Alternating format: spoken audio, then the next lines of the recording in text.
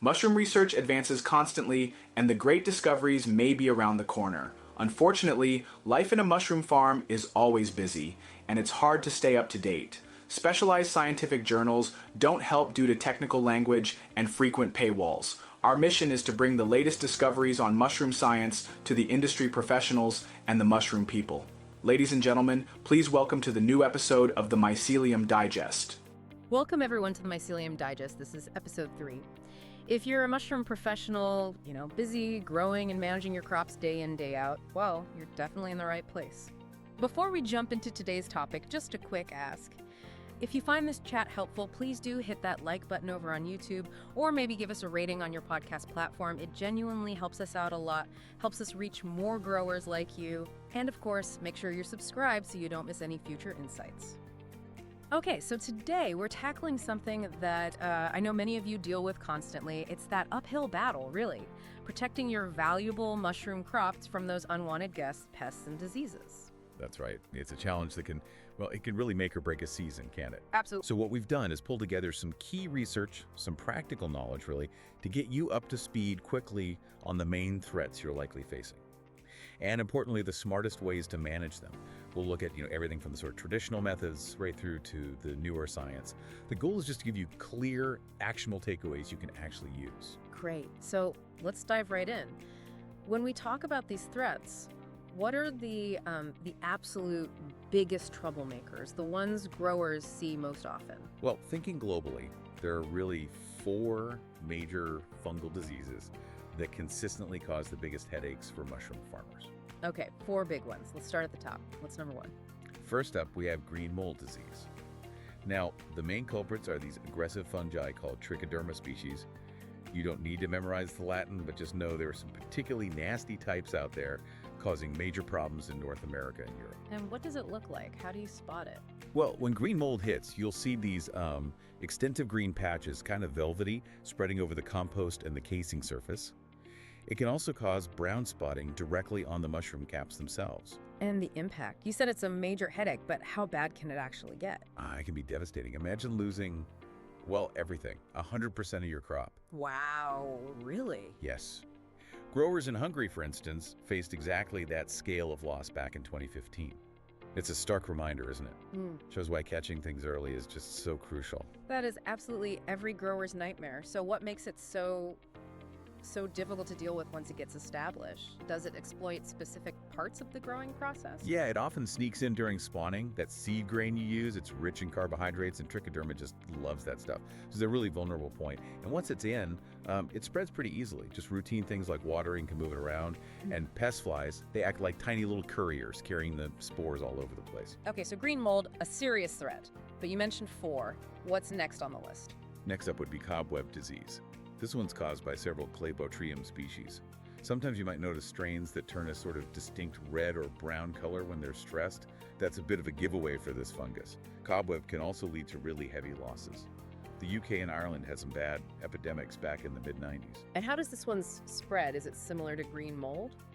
In some ways, maybe even sneakier. Its spores are dry and incredibly lightweight, so they become airborne really easily. Airborne, so just float around. Exactly. Just watering or picking mushrooms, or even the slight air currents from your ventilation system can disturb them and send them flying. A single spore, or even a tiny fragment of the fungus, can start a whole new outbreak. Often, the initial source is actually external. Airborne spores drifting in from nearby old crops, maybe, or even from wild infected mushrooms outside, like an invisible invader just blowing in. That sounds incredibly difficult to prevent. Okay, number 3 on the list. That would be dry bubble disease, often just called DBD. It's caused by a fungus, Lecanicilium fungicola. Now, this one is a huge economic problem. It's estimated to account for something like 20% of button mushroom crop losses worldwide. 20%? That's enormous. It is. In Europe alone, that translates to roughly 300 million euros lost annually for the industry. So yeah, it's significant. Symptom-wise, when the young mushroom pins, those tiny baby mushrooms get infected, they don't form properly. They become these kind of undifferentiated masses, which growers literally call bubbles. You might also see distorted stems, sometimes broken ones. People call it seipe blow-up, and spotting or sunken patches on the caps too. Okay, and how does dry bubble get around the farm? Is it airborne like cobweb? Actually, no. The spores of this one, Lecanicilium fungicola, they're covered in this sticky, sort of glue-like substance. Sticky. So that means Exactly. It means they cling really easily to things, especially pests like steroid flies. They're known carriers. It also spreads through contaminated equipment or even just dust and debris in and around the growing rooms. One key thing, though, these spores don't survive high temperatures like above 40 degrees Celsius. So after your compost has gone through its initial preparation, the compost itself usually isn't the source. right. That's useful to know. Okay. And the last of the big four. The final one is wet bubble disease, caused by Mycogone perniciosa. It's definitely up there with the others as one of the four most damaging fungal diseases for cultivated mushrooms. Okay, so we've got green mold, cobweb, dry bubble, wet bubble, a nasty lineup. With threats like these always potentially around, what have growers typically used as chemical defenses, and how has that changed? Well, historically, way back, growers used pretty simple things. Stuff like sulfur, lime, copper sulfate, sometimes quite harsh. But then, starting around the 1940s, more complex chemical products came along. And with them came a better understanding of needing, precise, measured application rates to be effective without causing other problems. Right. Let's talk about some of those key chemicals, the ones that were, or maybe still are, important tools. Sure. The benzimidazoles, things like Banamol, carbendazim, they were huge in the 60s and 70s, incredibly popular. Why so popular? Well, they worked really well even at low rates, and they had a broad spectrum activity, meaning they could hit a range of different diseases. They were particularly good against dry bubble and wet bubble. Okay, but here's where it gets really interesting, I believe. I've heard there were issues. You heard right. Unfortunately, it happened fast. Within just 1 year of these being approved for use on mushrooms, the fungus-causing dry bubble started showing resistance, first in the Netherlands, then the UK. 1 year. That's incredibly fast. It was. And then, by the 1990s, the fungi causing cobweb disease had also developed resistance. So growers were using these fungicides, but still suffering significant crop losses. It was a real wake-up call about resistance. So what came next? Or what's commonly used now, especially maybe in Europe? Prochlorase is still widely used in Europe. It works against a broad range of fungal pathogens, including cobweb disease. Studies show it can give good control, even when there's a lot of disease pressure. And importantly, for the sensitive Cladobotrium strains it targets, resistance hasn't really been observed. Plus, it doesn't seem to harm the mushroom growth itself. Sounds okay, but is there a catch? Well, the big one is environmental. It's documented as being extremely hazardous to aquatic life. So disposing of it requires really, really careful management. You can't just wash it down the drain. That's a major consideration. What about newer chemicals? Have they faced similar resistance problems? Yes, unfortunately. A more recent one is metrophenone. It got approved against cobweb disease in several European countries back in 2017. But, and this is quite concerning, there are already widespread reports of resistance developing in the Cladobotrium fungus it's meant to control. Already, since 2017. Yeah. For example, fungal samples taken from infected crops in 2019 showed high tolerance to metrophenone, much higher than samples from before it was introduced. That turnaround time for resistance is just incredibly quick. What's the significance of that, particularly for European growers? It's a critical issue because right now metrophenone is the only approved fungicide for use on Agaricus bisporus, the main button mushroom crop in the EU. The only one. The only one. So this suggests that resistance could become even more widespread, and that can leave growers with, well, virtually no chemical options for this disease in the near future. It's like an arms race, and the pathogens seem to be adapting very quickly. Wow. And are there other fungicides used elsewhere, say North America? Yeah, chlorothalonil and thiabendazole are popular over there.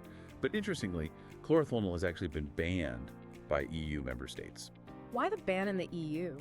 Because it tends to bind strongly to soil and sediment, and there are concerns about risks to other plants and animals. It just highlights how regulations can differ quite a bit globally. Okay, so putting this all together, what does it mean for you, the grower listening right now? It sounds like the chemical toolbox is definitely shrinking, and what's left is under constant threat from resistance. That's exactly it. There's a very clear trend. Environmental agencies, governments, they're increasingly restricting chemical fungicides, often not renewing their approvals. A lot of this is driven by growing public concern about environmental impact and human health. And on the farms, workers face exposure risks, inhalation, skin contact during mixing and application. Although formulations have gotten better, safer than the old dusty powders. But the bottom line is all of this just underscores how critical it is to find and use alternative control methods. We can't just rely on chemicals anymore. Right. So given those challenges with the chemical options, where do the more natural approaches fit in? Things like biological control agents or BCAs, is that a viable alternative? It's a really important question. Yeah. Biological control basically uses natural enemies, could be beneficial bacteria, other fungi, to fight the specific pests or pathogens you're targeting. And one potential advantage is that developing these is often much cheaper than creating a brand new chemical product from scratch. Okay, cheaper sounds good. Can you give us some examples? What kind of BCAs are being looked at for mushrooms? Sure. One promising group involves bacillus species. These are types of bacteria, gram-positive bacteria, that work in some pretty cool ways. Think of them as tiny bodyguards for your mushrooms. They produce natural antimicrobial compounds, things like cyclic lipopeptides, that essentially poke holes in fungal cells or stop spores from germinating. They also release enzymes that can break down fungi, plus they compete with the bad guys for space and nutrients. Some can even form protective biofilms on the mushroom tissue itself. Like a multi-pronged natural defense system, are there specific bacillus strains showing promise in the lab? Yes, there are. For instance, Bacillus thuringiensis QST713. You might know it, it's in a commercial product called Serenade ASO. This one has shown activity against green mold trichoderma. And in lab tests in vitro, as we say, it also inhibited the fungi causing dry bubble and cobweb. There's another one, Bacillus thuringiensis cos, a newer isolate. It also showed good inhibition of dry bubble and cobweb in the lab. The liquid it grows in, its culture filtrate, contains antifungal compounds, including a protein called sapillicin. Okay, so they look good in the lab. Now, here's what I find fascinating. Often these BCAs show really strong results in vitro, but when you try them out on a larger scale in actual crop trials in vivo, the effectiveness sometimes seems, well, limited compared to the traditional fungicides. What's happening there?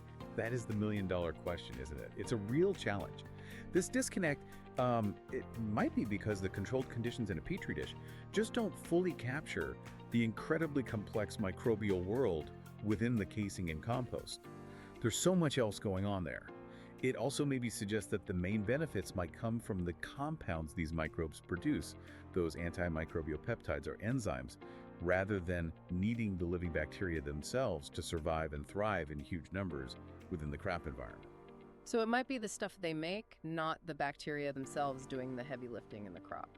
Possibly. Yeah. Our own studies, for instance, found that applying these Bacillus thuringiensis strains didn't actually cause big shifts in the overall microbial community in the casing. Which is good, you don't want to disrupt everything, but maybe it helps explain why the direct impact in vivo wasn't as dramatic as the lab results suggested. It's interesting how trichoderma keeps popping up. We talked about it causing green mold, a big problem. But I've also heard people mention trichoderma being used beneficially for other crops. What's that about? Yes, that's a great point. It's what researchers sometimes call the trichoderma paradox. It's absolutely true. Some species, like Trichoderma harzianum, are widely used as biocontrol agents themselves, helping other kinds of plants fight off diseases and grow better. Even though, as we said, other trichoderma species are major pathogens for mushrooms, it just shows how diverse fungi are, even within the same group. And you mentioned that B. valesensis cos strain produces something called saboteurs. Does that raise any flags, maybe potential health or safety questions? Yes, the fact that saboteurs was identified in its culture filtrate does mean we need to look closer. Further investigation is definitely needed there just to be sure about any potential health risks for farm workers or consumers. It's an important check. Okay, so it definitely sounds like biological control is a promising avenue, but maybe one where there's still research needed to really bridge that gap between the lab and reliable large-scale farm effectiveness. The science is still moving forward. Exactly right. It's an active area of research. So if the chemical options are getting fewer and maybe less reliable due to resistance, and the biologicals aren't quite a perfect replacement yet for large-scale use, what's the overall strategy? What should growers be focusing on right now? Well, this brings us squarely to Integrated Pest Management, or IPM. It's not about one magic bullet solution. It's more of a philosophy, a holistic approach. It really emphasizes prevention first, then careful monitoring, early detection, and always prioritizing non-chemical methods whenever you possibly can. The big picture goal is to reduce reliance on pesticides overall, and also to develop strategies that slow down or prevent resistance from developing in the first place. Things like the Sustainable Use of Pesticides Directive actively promote this IPM approach. It sounds like managing risk on multiple fronts. You mentioned prevention being key. What are the absolute must-do hygiene practices for growers, the day-to-day stuff? Hygiene is, well, it's absolutely fundamental. It underpins everything. You must always clean and disinfect all the rooms and equipment that are going to come into contact with your casing material. And do that before the casing even arrives on the farm. Before it arrives. Okay. Yes. And if you store casing material on site, make sure it's kept covered, protected from dust, debris, anything that could contaminate it. Then there's personnel. Anyone applying the casing layer needs proper PPE, clean overalls, clean boots, gloves. And critically, they shouldn't be going into other active growing rooms either before or after they handle the casing. That prevents cross-contamination. Right, keeping things separate. Exactly. And the mushroom houses themselves need to be well maintained. Good seals on the doors are important to keep spores and pests from just wandering in. Okay, so hygiene is the foundation. But even with the best hygiene, sometimes things slip through. What's the next step if you do start seeing disease? That's where monitoring and early intervention are vital. You need to be watching your crops closely, meticulously really. Aim to spot any sign of disease at the absolute earliest stage possible, before it gets a chance to spread. And if you do spot a small patch of something, is there a quick hands-on response? Yes, there is. Salting.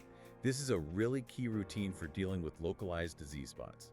When you find a diseased area, the procedure is cover it with a thick layer of damp paper, and then cover that paper generously with salt.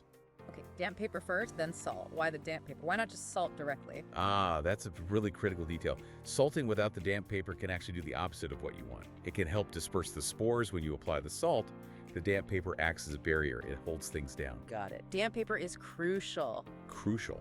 And when you salt, make sure you extend the salted area a few centimeters beyond the visible edge of the disease patch, just as a safety margin. Now, if an infected mushroom itself is too big to be effectively covered by salt, you might need to very carefully remove it first again, trying not to spread spores before salting the spot where it was growing. And how well does salting work? Is it always the best option? It's most effective when your disease levels are low and you catch those spots really early. It's like a quick targeted strike. But if a disease really gets out of hand, salting lots of areas might not be the most economical choice for you because you are sacrificing the healthy yield in and around those salted patches. This is often why, historically, growers leaned on preventative chemical fungicides when they had more options available. Makes sense. Are there any specific tips for cobweb disease, given how easily you said those spores spread through the air? Yes, definitely. For cobweb, avoid watering or handling any areas that are already showing signs of the disease. That just stirs things up. Also, try to prevent long periods where the mushroom caps stay wet with high humidity. You want good evaporation happening through the compost. Damp caps are prime real estate for those spores to germinate. And finally, if you do have several patches, try to avoid strong air currents or ventilation in that area. And when disposing of the affected material, maybe do it under slightly suboptimal conditions, slightly lower temps, slightly lower humidity again, to minimize spore dispersal and germination. It's all about making the environment less friendly for the disease. Okay, so pulling all this together, thinking about the grower listening, trying to manage all these risks every day, what's the main message here? Look, protecting your crops from pests and diseases, it's just a constant ongoing battle, isn't it? But it's absolutely vital for maintaining your yield, your quality, and ultimately, your revenue. We've talked about the main culprits, those 4 big fungal diseases. We've looked at the changing chemical landscape, why options are getting fewer, the rise of resistance. We've explored the potential and current limitations of biological controls. And we've really hammered home the critical importance of top-notch hygiene and having a solid integrated pest management strategy in place. That balance between effective control on one hand and sustainable, safe practices on the other seems absolutely key. We've covered prevention, current tools, but let's look ahead. Here's where it gets really interesting. What kind of future tech might be coming down the line to help growers in this fight? Well, imagine this, robotic pickers, but equipped with something called hyperspectral imaging technology. Hyperspectral imaging, what's that? It's advanced imaging that goes beyond what our eyes see. It could take detailed images of your crop and analyze the light reflected back at different wavelengths, the molecular reflections and absorptions. The idea is it could potentially detect the very subtle biochemical changes that happen when a disease starts, maybe even before you can see visible symptoms.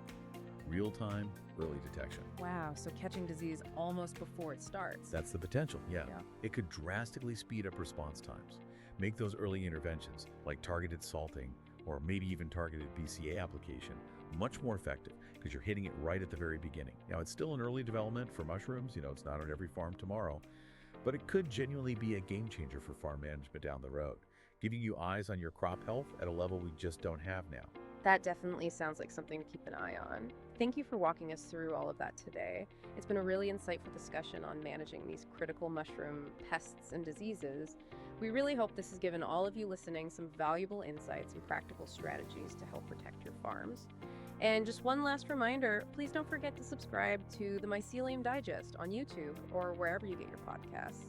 And if you did find this useful, hitting that like button or leaving a rating really does help us grow and connect with more mushroom professionals.